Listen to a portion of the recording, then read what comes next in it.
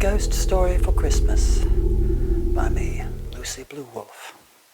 Taken from my book, And Yet Another Kiss, Tales of Ghosts and Other Strange Things, written under my pen name of Lucy Ellis-Clay. Angelina. If music be the food of love, sing on till I am filled with joy. For then my listening soul you move to pleasures that can never cloy. From Henry Hevningham's only known poem. That was beautiful, Eleanor said. Thank you. The young woman sitting at the piano turned to smile at her. Do you play too? Eleanor shook her head. Oh no, I wish I did. I love to hear piano music. It's my favourite instrument. I always wanted to learn to play it, but just never seemed to get a chance. Or probably just didn't manage to make the time. She gave a wry smile. Life does have a habit of getting in the way sometimes, the other woman said. She was little more than a girl, really, Eleanor thought. Any requests, she asked, turning back to the keyboard. I'll be happy with anything you feel like playing, Eleanor told her, as she sat back in her seat and sipped her coffee. It was nice to find a café with both good coffee and a piano, complete with pianist. An attractive one too, she thought. She was in Whitby for a few days' holiday. Work had been hectic lately, and she'd felt a need for some time to recuperate. So she'd arranged with Mrs. Arden, her next-door neighbour, to feed Tom the cat for a few days, and decided a short break by the sea would do her good. Now she was here, although it was somewhat out of season in late October. The weather wasn't being too kind, and to escape the rain she'd wandered into this small café today. She found a corner seat, which wasn't too difficult, the place being almost empty, and settled with her coffee. And then the dark-haired young woman had come in, sat at the piano, and begun playing. You're very good, if you don't mind me saying so, she commented, as the current piece ended. The Entertainer, wasn't it? Yes, that's right. Are you a fan of Scott Joplin? Or do you recall it from the film? You know, it was in The Sting. A bit of both, if I'm honest, Eleanor said with a laugh. She eyed the other woman carefully. She looked to be some few years younger than herself, early 20s at a guess. Her dark hair was cut short, and her pale complexion made her blue eyes all the more striking. She's really rather beautiful, in an elfin sort of way, Eleanor thought. Would you like to take a break, she asked. Join me for a coffee, maybe? The younger woman hesitated briefly, then rose, and walked across to join her. Thank you, she said as she sat down. That would be lovely. As she did so, Eleanor noticed she was even more petite than she'd looked while seated at the piano. Certainly she was several inches shorter than her own 5'7", and so lightly built that she seemed almost to float across the floor rather than walk. Coffee then, is it? She asked. Yes, please. A latte would be nice. The girl glanced at the magazine Eleanor had been reading. Fate and Fortune, she read on the title page. She looked up. You're interested in spirits and such, then? Yes, Eleanor agreed. She stood, pulling her purse from her shoulder bag. My mum was into spiritualism, and I am too. I go to my local spiritualist church sometimes.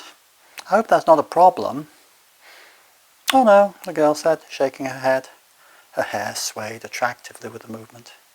I have an interest in that sort of thing myself. That's good then.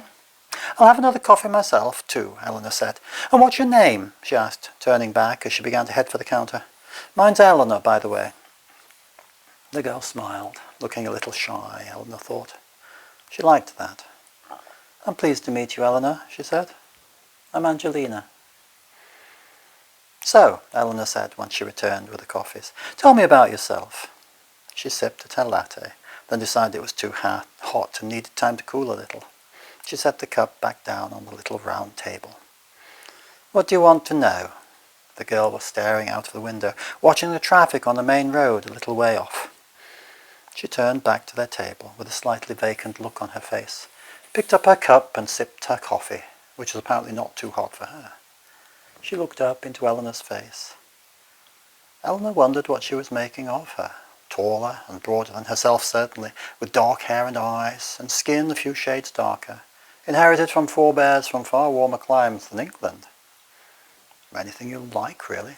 You play so well. Are you a professional musician? Do you live around here? Whatever, she laughed, watching the girl's mouth, wondering what her lips would feel like beneath her own. Angelina shrugged. I was at music college, but I'm taking a break at the moment. Suppose sort of professional, but not quite. And I'm just visiting, although I used to live not far from here. I'm here for a few days' holiday myself, Eleanor said, sipping coffee that was now cooling. She hesitated, but caution rarely won anything worthwhile. While we're both here, maybe we could spend a little time together. Unless you've other commitments, she added. Angelina looked at her with those piercing blue eyes. She knows exactly what I mean, Eleanor thought. I'd like that. I'm here by myself, and it's been a bit lonely. It's nice to meet someone I can talk to. Great, Eleanor said. I don't really know Scarborough well, but maybe you know some things we can do. I've been thinking of going over there. We could just sort of work something out together. Scarborough, Whitby, all around here. Well, anywhere will be fine. The girl smiled again as she gazed at her with those piercingly blue eyes. I'm sure we can work something out together, she said meaningfully. They spent the next few days and nights working things out together. They walked a lot during the days. That was partly because so many of the usual attractions were shut at this time of year. But it was also because they just enjoyed being alone, together, savouring each other's company. They walked along the seashore, investigating the bits of flotsam swept in by the tide, sometimes daring to paddle briefly in the freezing waters of the East Coast Sea, and clambered up the many steep steps to the ruined remains of the old abbey. Angelina asked Eleanor if she was aware of the ruins' inspiration of Bram Stoker to write his tale of Dracula. Or they sat on the harbour wall, watching the fishing boats as the gulls wheeled and screamed overhead. In the afternoons they called in at the little café where they'd met, and Angelina played the piano, while Eleanor sat sipping her coffee as she listened. And afterwards they ate, before going back to Eleanor's hotel. There they spent their evenings working out other enjoyable things together. On that first night, Angelina said she wasn't booked in anywhere. She'd only arrived that day, and her only luggage appeared to be the big shoulder bag she carried everywhere. So there was no need to go to fetch her things from anywhere else. That was fine by Eleanor, as it gave more time for them to spend doing more interesting things. Jesus, Angelina, she swore she slid into bed after her shower. You're freezing! Sorry, I suppose I am. I was feeling cold while we walked along the beach tonight. Maybe if we'll cuddle, I'll warm up. The girl crept into the warmth of Eleanor's arms as she opened them to her. She felt cold, but her cool skin had a gentle scent that reminded Eleanor of summer flowers. She welcomed the soft touch of her bare flesh. Gradually her body warmed, or else its coolness was forgotten, as they twined and moved closer and more rhythmically together. Eleanor discovered that the taste of the younger woman's lips was sweet and her breath fragrant. Her slim body was lithe and limber, moving responsively in tune with the older woman's touch. And slowly they discovered one another's bodies, exploring, finding the parts that were most tender and that brought the greatest sighs and moans of pleasure, each from the other, until, eventually, they fell apart from one another again, gasping, and bathed in rivulets of sweat from their slaked passion.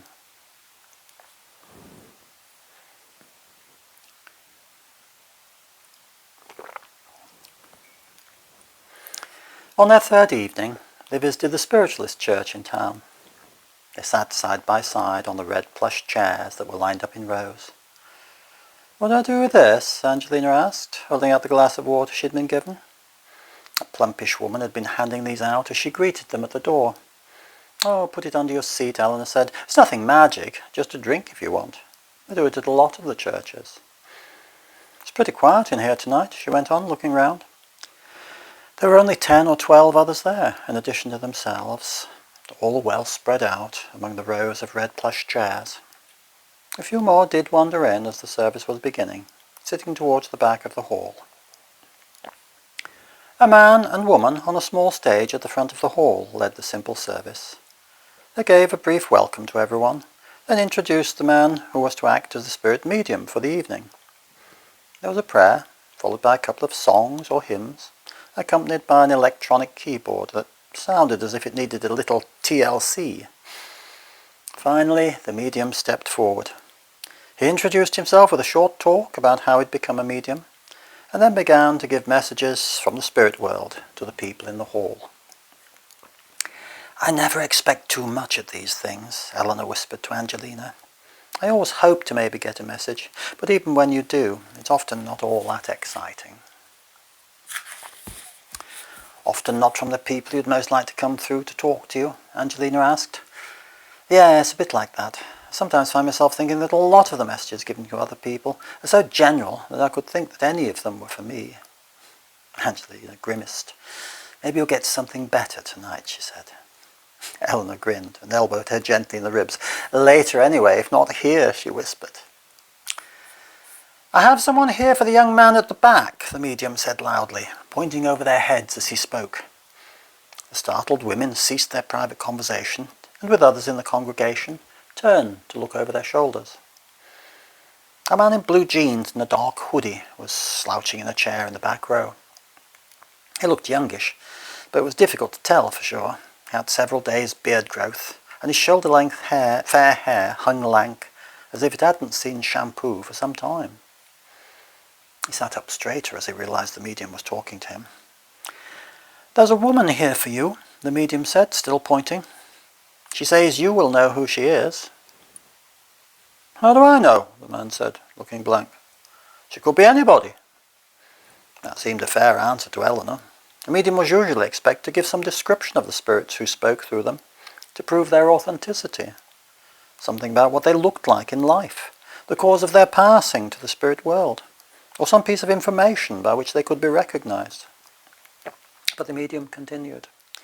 "She says you need no description. She says you know exactly who she is," he said. "I don't know," the other man said. "I've no idea who she is." His voice sounded a little shaky. "Why are you picking on me?" "I am only the medium," the man said calmly. "I can only give what she says. She says you know. She says something about guilt." He paused, looking puzzled for a moment, then went on. "She says you know what happened. She says you know who is guilty. She says there must be payment." "I don't know," the younger man said shrilly. "I don't know anything about it." He got abruptly to his feet. "I don't know who she is. I don't know anything about anything," he shouted. "Only came in to get out of the rain." He struggled out of the row of seats and into the aisle and began heading towards the door. "I don't know anything, and I'm not going to pay," he almost screamed. "It wasn't my fault. I didn't do anything." He stopped suddenly and staggered. He lifted his hands to clutch at his head.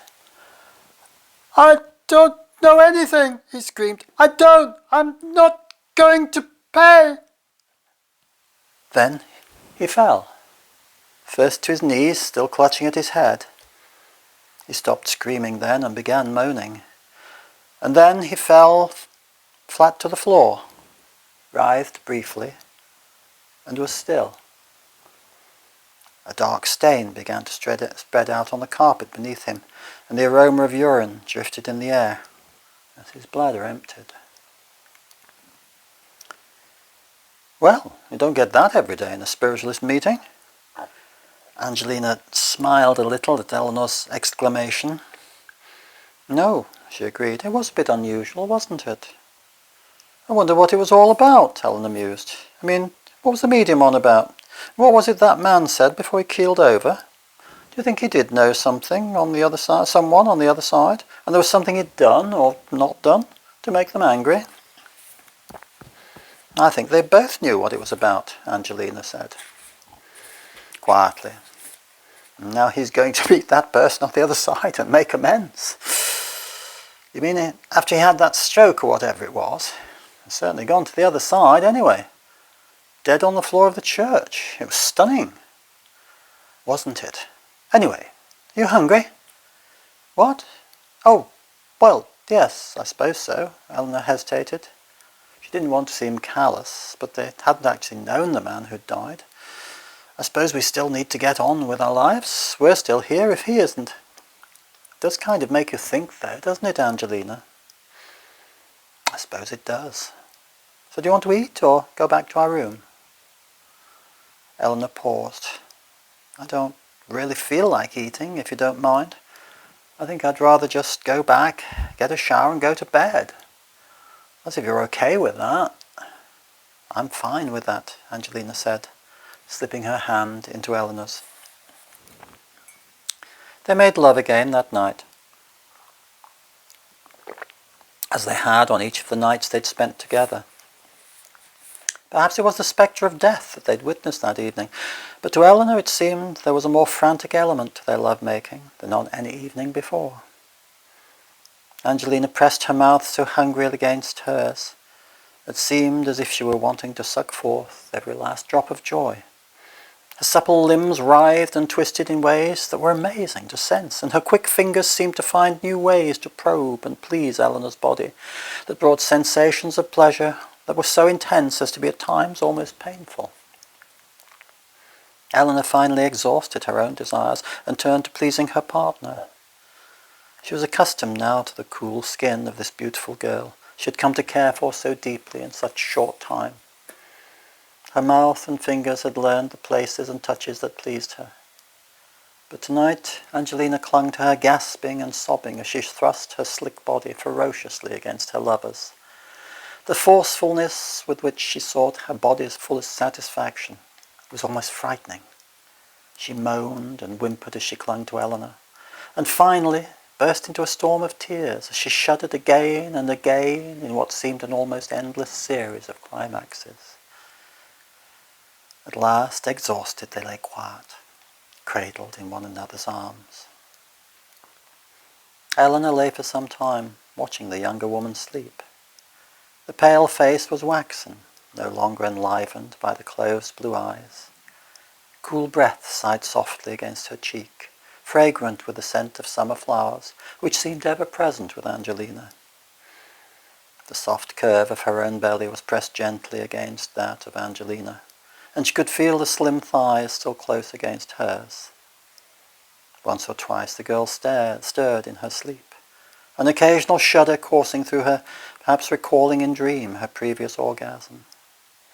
Occasionally she moaned gently, and once, only once, her deep blue eyes opened to gaze briefly into Eleanor's, and she smiled and moved her head until she could softly nibble at her lover's ear, before falling back into peaceful sleep.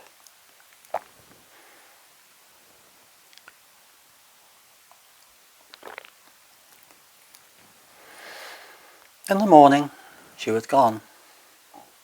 Eleanor woke alone, while the sunlight of an early November morning streamed into the quiet bedroom. November the 1st. All Souls' Day in the church calendar, Eleanor thought. Her Catholic upbringing, despite her lapsed state in adulthood, had left her with the various seasons and celebrations of the church year indelibly imprinted on her mind. Today was the day on which the church remembered those who had passed from life to death. There was no sign of Angelina. Only the scent of summer flowers still lingered on the pillow where her head had rested the night before. There was no note, no sign of anything. Just that she was gone, leaving only the hint of her fragrance lingering behind. Eleanor showered and dressed, and went to the place she knew she would find her, if she was going to be found, to the little café on the corner where they'd first met. She looked first in the corner where the piano stood, but it was empty and silent. "Have you seen Angelina this morning?" she asked at the counter. The bearded youth standing there was new. She hadn't seen him before. "Who?" he asked. "Angelina," she said again. "The girl who comes in to play the piano. I've been sitting here with her the past week." "Sorry, I don't know," the youth said. He turned towards the kitchen. "Rachel," he called, "do you know someone called What was her name again, he asked, turning to Eleanor. Angelina, Eleanor said, as a young woman came from the kitchen, wiping flour from her hands on a cloth. She'd served Eleanor several times during the week and smiled in recognition. Angelina, the woman asked. What about her? Has she been in this morning? Eleanor asked. Has she been in this morning? The woman repeated, frowning and looking at Eleanor strangely. Yes, Eleanor was beginning to feel frustrated. We've been meeting here all the past week while she played the piano. Has she been in this morning? The woman shook her head. She looked at Eleanor as if she was uncertain if she was serious or not. No, she said. She's not been in this morning. I need to find her, Eleanor said. Have you any idea where she might be? I know where she is, the woman said, after a momentary hesitation. She's in the churchyard, where all the other dead people are.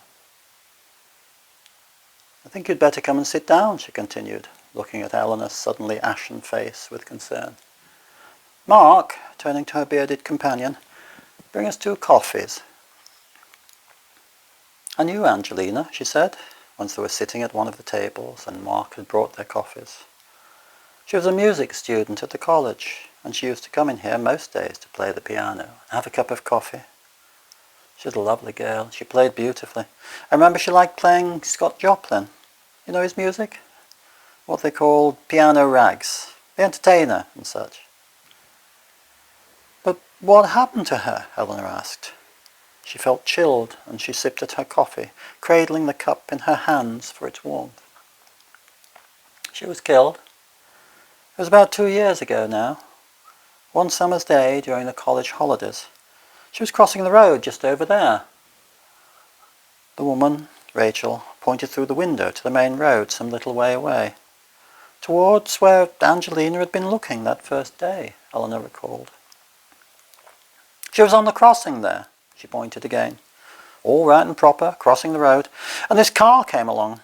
Some guy had stolen it, and the police were chasing him. He came tearing around the corner there, and she didn't stand a chance. He just slammed straight into her and carried on. Never stopped. The police stopped to try to help her, but she died at the spot. They never did catch the man who did it. He ought to have suffered for what he did to that girl. Maybe he did, eventually, Eleanor said thoughtfully. Rachel didn't hear her. And she never did get to play the piano that day, nor to get her coffee, she said. That's a pity, don't you think? She looked sadly at Eleanor. We shut the piano up after that. It's a kind of sign of respect, and nobody's ever played it since. Eleanor nodded. But maybe she did get to do both of those things, eventually, she said. Maybe she did. She finished her coffee and thanked Rachel and Mark for their kindness. Then she walked over to the piano in the corner seat where she and Angelina, was it Angelina, had spent the past days. The piano lid was closed, and when she tried to lift it, she found it was locked. She could see it was covered with a fine film of dust. She ordered another coffee, paying for this one. Then she went back to sit in the corner where she'd first met Angelina. Where are you now then, my love? She mused to herself as she sat alone, sipping her drink. You came back, she murmured to herself. Why'd you come back now, to me? Because I believe in spirit and could see you? Or because I could love you? Her eyes were moist, and she reached down into her bag on the floor by her feet for a tissue. And you had justice at last, she whispered, as she dried her tears. You found him if no one else did. Maybe we found him. Did I help you just a little, my love? And you spoke to him through the medium, even as you sat by my side. And finally he paid for what he did. Tears were coursing down her face despite anything she could do with the tissue. But why did you leave me, Angelina? My beautiful love. I would never have left you if I could. Why'd you break my heart, my darling girl? Her face awash with tears, she bent blindly to find another tissue, her fingers clumsily fumbling to find her bag where she'd placed it by her feet. She lifted it to her lap, but the fastener didn't want to open. Looking down, she tried to work out what was wrong. Then, mistily through her tears, she saw. And as sunshine after rain, she smiled through her tears. She was holding Angelina's back, and as she opened it at last, she found inside only a bouquet of dried flowers, from which gently wafted the fragrance of summer.